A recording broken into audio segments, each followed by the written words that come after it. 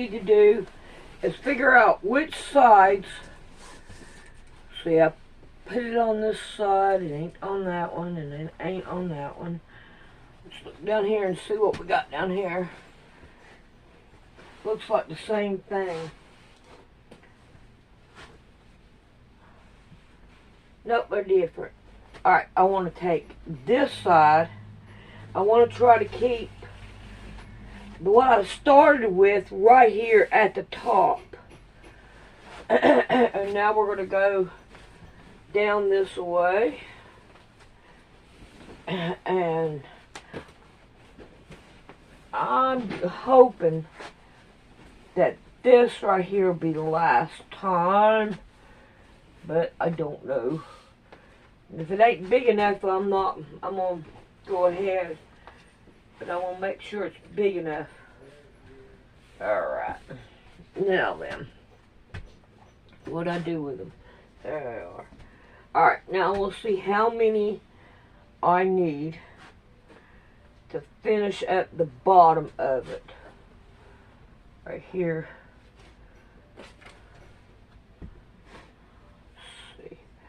What we got here.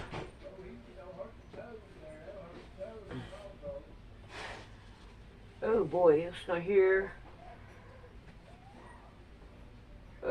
No, it's not here. It goes in the middle. So it should really. We're gonna. Oh boy, I tell you. This and this is the same.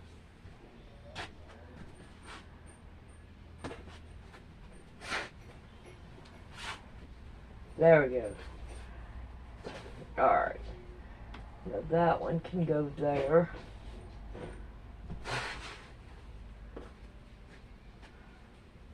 Okay. And this one. Haha. Yeah. Right, Sandy. You really got it going right, don't you? I sure do. Every bit of it. Alright, something's not right here. Okay. I need one to go right here. But, if, let's see. I want to try to put it, let's see, we got 1, 2, nope, that ain't gonna work. That ain't gonna work. What the hell? All over myself with a fucking dog. What's wrong?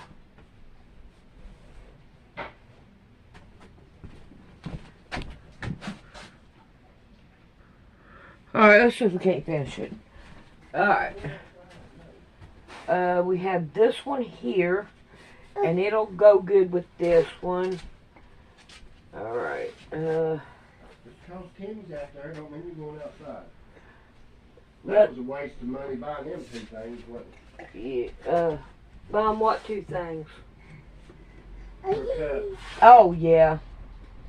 Alright, that ain't gonna work. That'll work right there. Alright, and then we have this one. It'll go here. And then we have this one. Stay out of the trash. Oh, you're about to lose your sock. It'll go here. So far, so good on it. Be careful, you lose my sock. I don't have to have any. I don't need to make any. Well, you shutting me out? Well, yeah, Grandpa. What do you expect? Alright. I want to look at my colors. Okay, we have red right here and a red right here. That will work here. Or should I? No, not really, because these are not even up here at the top. 1, 2, 3, 4, 5. Yeah. We'll have one. Oh, get out of the trash. Get out of the trash!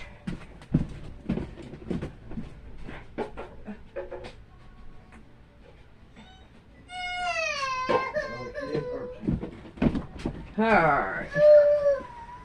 Nothing wrong to the chop. Alright. I want to try to make sure my colors are good here. This one right here is the only red one that I actually see. Trash. And it really, let's see, 1, 2, 3, No! 4, 5, 6. So we'll put this one at the end here. No. Alright, Granny's about ready to come. You don't want Granny to come. Stay out of the trash. I don't like that one there.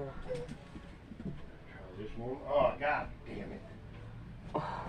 Let me stop. I hope you can see it. I got a baby here. So we're going to go ahead and start pinning these down.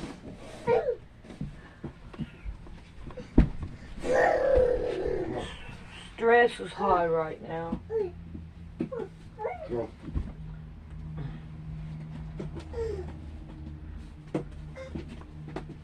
Let's go. To there. Go.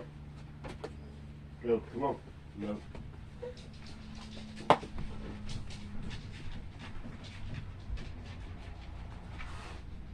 Alright, let's try to sew them down. Is it good? What demon did that? Blah blah blah. Sometime, Tony, you and I should talk about Vanuatu, and Vanuatu, the the national sport of Vanuatu is black magic. They don't play soccer or football or baseball or cricket. Their national sport is black magic. And man, those boys can throw down. And so when you travel, you see the least spiritual culture in the entire world is America, followed by Canada and Western Europe. But America is spiritually blind in every way. So anyway, so for some of your listeners, this might be new news, but this very busy astral plane, we are triune beings. We have a spirit soul, but that's two different functions. So there's the spirit soul and physical body. The physical body is simply a meat sack. So our real selves live in the physical body. But if you come out of your physical body, which I thank God that I've done that before, because it will change your worldview drastically the first time you're beside yourself, so to speak. And you're like, oh, wow, that's my meat sack laying over there. Here I am. Yeah. But anyway, so of course, millions of people have had that experience, and it's ancient. It's all down. It's in the Bible. People just don't realize it's in the Bible. But anyway, Elisha clearly was astral projecting into to hear what the king. What was the nation that was? It was a nation that was trying to take over the Israelites, and they thought they had a spy, and so they were going to kill all of the officers. And one officer said, "Oh, please don't kill everybody. There's no spies here." But there's a prophet in Israel, and he slips into your bedchamber and listens to everything that you say. Well, there were miles and miles and miles between where Elisha was living and the Syrian king, and that clearly is the biblical precedent to what still happens at the Department of Defense. It's called astral spying. And we even have an official program that was pioneered, by the way, by Anton LaVey. Anton LaVey had above top secret clearance at the Department of Defense and the Pentagon, because he pioneered the astral, it's called remote viewing or astral spying. And that's what he did, because he was a world-class astral projector. So he would go in the spirit realm, the unseen realm. Your spirit is not visible to natural eyes. So specters, spirits, they're all around us, good and bad. And some of them can appear on demand anytime they want, and others, they're stuck in the invisible realm. But it's a very, very busy place out there. But if you come out of your physical body, you're in that realm. And so you can see your physical body. You'll also see a translucent blue-white cord that goes from the center of your spirit man into the heart chakra of your meat sac. That gives you permission to inhabit that meat sac. And if that silver cord is cut, you are dead. You are a disembodied spirit. And then, God sends you wherever you need to go. But you're officially dead. Saint or sinner, if that silver cord is cut, you're dead. That's why Solomon, who was the greatest occult practitioner of all time, an occult adept, and that's why he said in Ecclesiastes, after he had lived a long sinful life, he threw himself on the mercies of God. He came back into the good graces of God. And he said in Ecclesiastes chapter 11, he says, therefore, hear the conclusion of the whole matter. Serve God and keep his commandments. It's the whole duty of man. And he says, and serve God before your silver cord is cut, i.e., before you die. After your silver cord is cut, there are no altar calls. It's a done deal. So anyway, that's in the book of Ecclesiastes. And the silver cord, there are two, I think the two best examples of it, if you've never heard of it and want to snoop it out, are the movie by Shirley MacLaine called Out on a Limb. It's about astral projections, and she was a new age practitioner. And so Out on a Limb by Shirley MacLaine. And you can fast forward to the scene in the hot tub where she astral projects, and it portrays that. But anyway, the other one is the Disney cartoon Hercules. And Disney, it's coming out now with pedophilia and all kinds of stuff. But Disney was an occult practitioner. He was not Mr. Nice Guy who loved kids. He was an occult adept. And that's why there's so much occult imagery woven through the Disney cartoons, like The Sorcerer's Apprentice and all these kind of things, Aladdin and the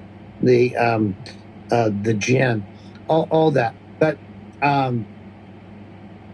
in his Hercules movie, Hercules leaves his body and he goes into the afterworld, the spirit realm, to try to rescue the spirit of his girlfriend. While he's out of his body, remember that Hades tells the witches, cut his silver cord. Yes. And they can't. Remember, there's something wrong with the scissors. They won't work. They weren't able to cut his silver cord. And so he was able to come back into his body and then, Jack slapped Hades. That's the whole cartoon. But anyway, those are clear portrayals of how it actually works. So I said all that to say this. Anton LaVey was one of the premier astral projectors in the world. And he astral projected. He left his body. By the way, if you see a human body and the spirit man is on the astral plane, that body, any doctor, any medic, any EMT guy would say that body's dead. Because I had a captain of the fire department that was real close to calling the police department on me because he thought I was hosting a dead body. And I said, John, please don't call the police. You're going to embarrass yourself because any moment DJ is going to come back into her body and be fully alive and fine and nothing wrong with her. And you're going to look like a fool. But anyway, thankfully, he was a friend. He said, I'll give you 10 minutes. She came back. He was totally bamboozled. He said, I deal with life and death all the time. I deal with people in comas. That body had no life in it. I said, of course it did. The life is the spirit soul. And it was gone.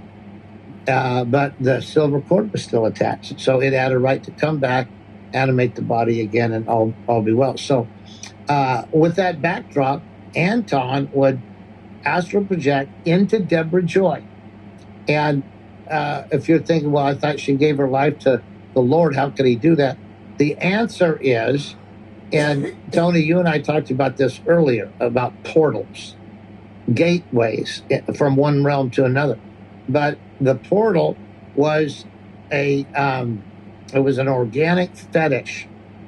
A fetish is something that is completely dedicated to the occult realm, and so it becomes a portal. It might be a juju bag or a necklace or a ring, or there's all kinds of things. But she had an eternal fetish. That is something that is actually inserted into the body, and so it's always with you.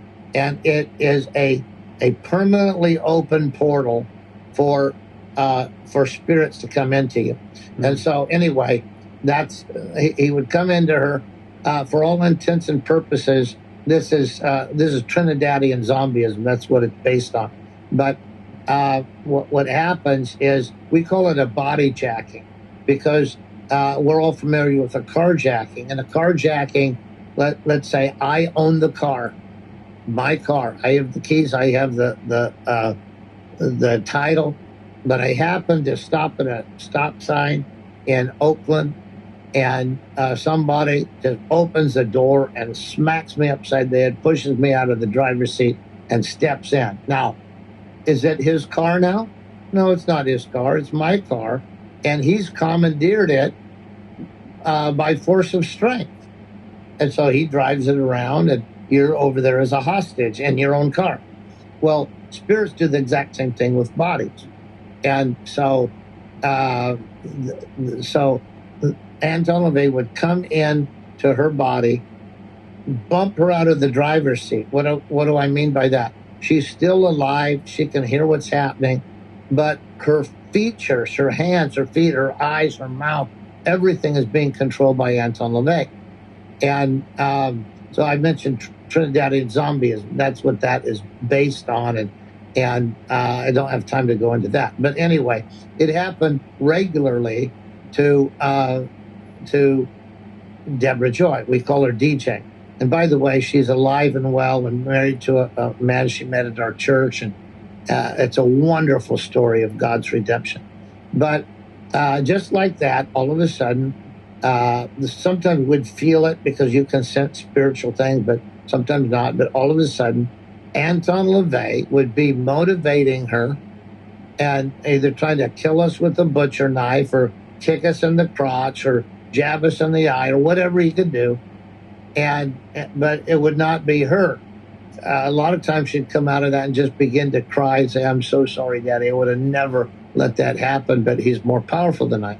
So anyway, but during those times, he would talk to me and curse me and everything, but he always called me preacher boy. I've never had anybody else my entire life call me preacher boy, but that was his way of trying to demean me. So he'd always call me preacher boy, and he would never say the name of Jesus because there's such power in the name of Jesus. He would always refer to Jesus Christ as the pathetic weakling. And told him we had fascinating conversations. What I mean by that is, I don't know who else in the world may have had this, but I got the doctrine of the Church of Satan, the Crowleyite Satanism, right out of the mouth of Anton LaVey. And, he told me, he said, we believe that God tried to rescue the world, but he failed. He sent his son, he came in the flesh, and we killed him, and he stayed dead. So that's why we call him the pathetic weakling, and we worship the Dark Lord because he's more powerful. Now, that's actually what they think. They believe in all the miracles of Christ except the resurrection. They do not believe in the resurrection of the dead. Of course, that's the operative theme of an authentic Christian, is Christ was resurrected from the dead. And that gives us access to a realm of spiritual power that is unique to authentic Christianity. By the way, it's not even found in the Christian religion. It's not the Christian religion. It's the power of resurrection life that is found by union with Christ. And it's missing in the great American religious enterprise throughout the world, resurrection life. Just thought I'd throw that in there because the world is not looking for the great American religious enterprise. The world is looking for resurrection life and the impact it can make on the human soul.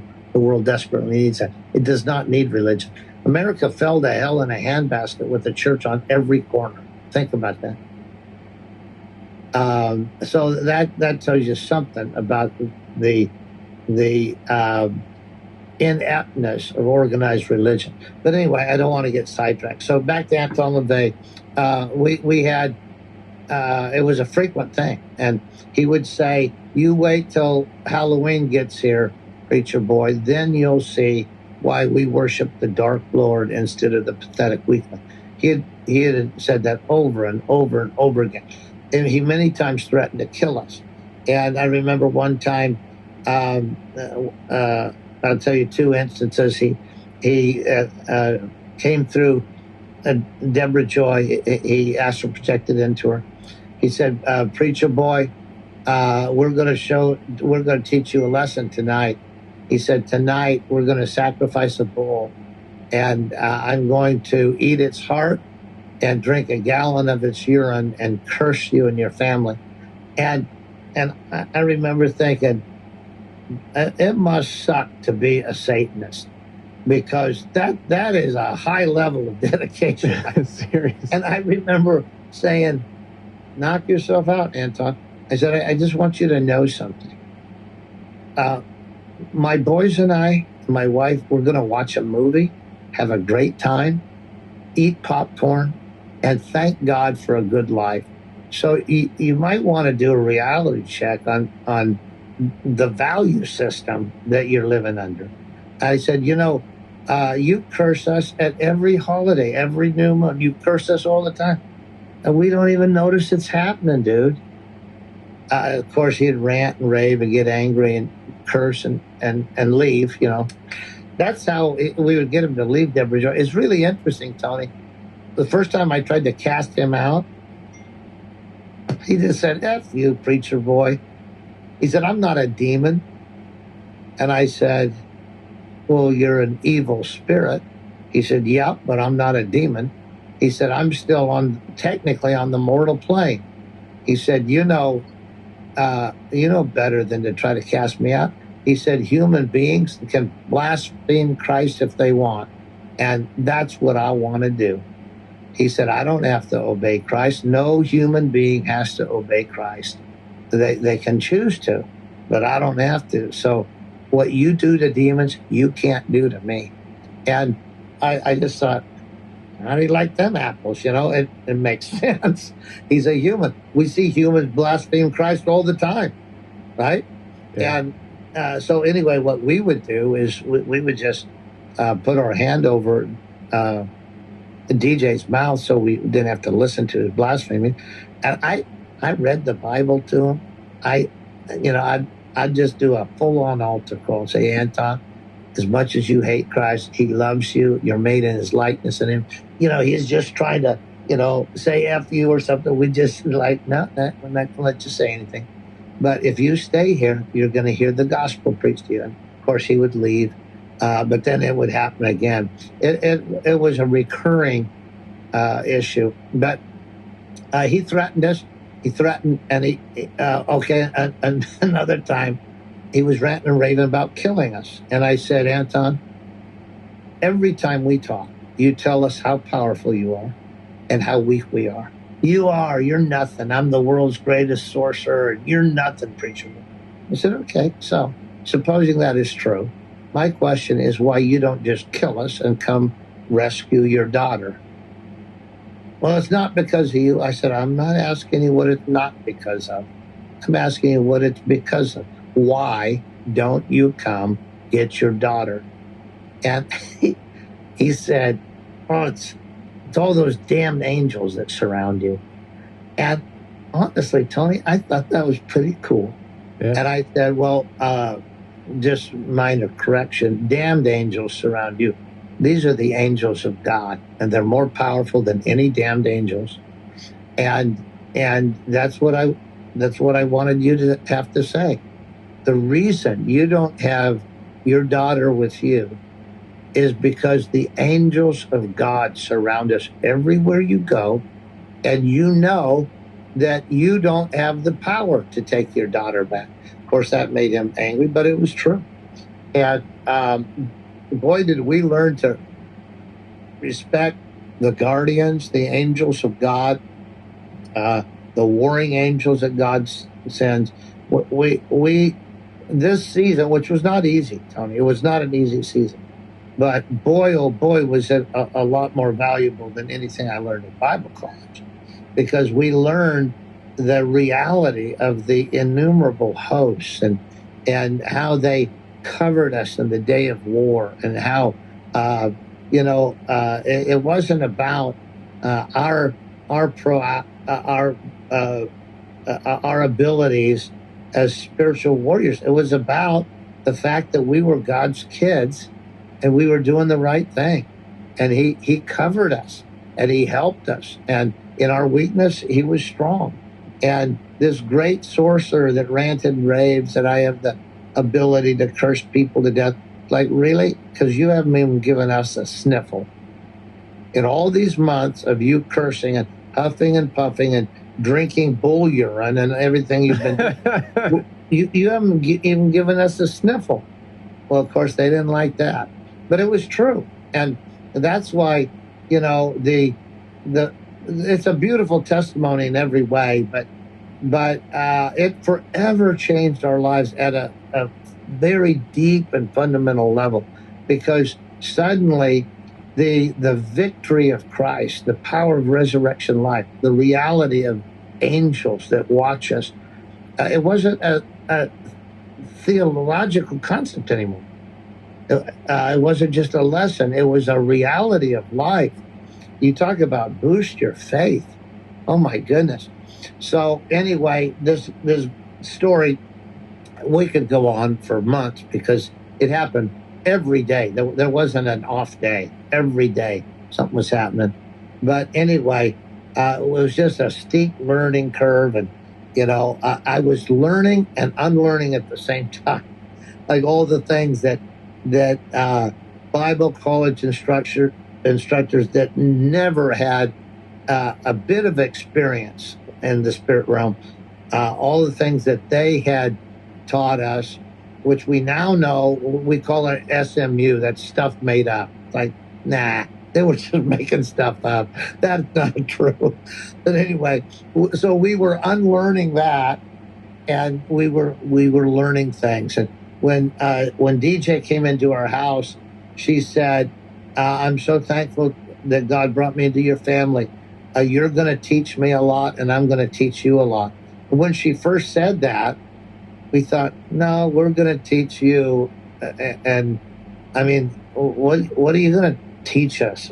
You just had this miserable life of satanic ritual abuse, but oh my goodness, was she right? We learned all kinds of things. And again, just issues that were so real to her. I remember her third eye, in her case, the third eye would sink in and actually look like an eye in her forehead. Get out of town, really? Oh, yeah. Yeah. I mean, wow. You didn't have to say, is she going onto the astral plane? It's like, Deborah, do not use that. Do not use. But anyway, and Tony, if you put anointing oil in it, oh my gosh, all the hell would break loose. Don't put that in our eye. Really? Oh, yeah. We learned all kinds of things. But I remember one time, one of the hardest things that she had to renounce was using the third eye. And let me just say this, that if God opens up any of our spiritual gifts, hallelujah, we need to have our spiritual gifts operating. But if demons open them up, that's a whole different deal. And so we had her renounce all of the quite impressive powers that she had, because she had gotten them from the dark side. And I remember when she had been astral projecting in to see her daughter, who went to kids prison for attempted murder. But, she was talking to her and actually witnessing to her. But she didn't want to give up the power of astral projection. And I remember one time, Tony, I said, you need to renounce this. She said, do I have to give up all my powers? And I said, you need to give up all your spiritual powers that you got from satanic rituals, and then ask God, if you want me to do something empowered by the light of Christ and of truth, then you give me back a good gift, but not a perverted one. And she was crying. She said, well, Dad,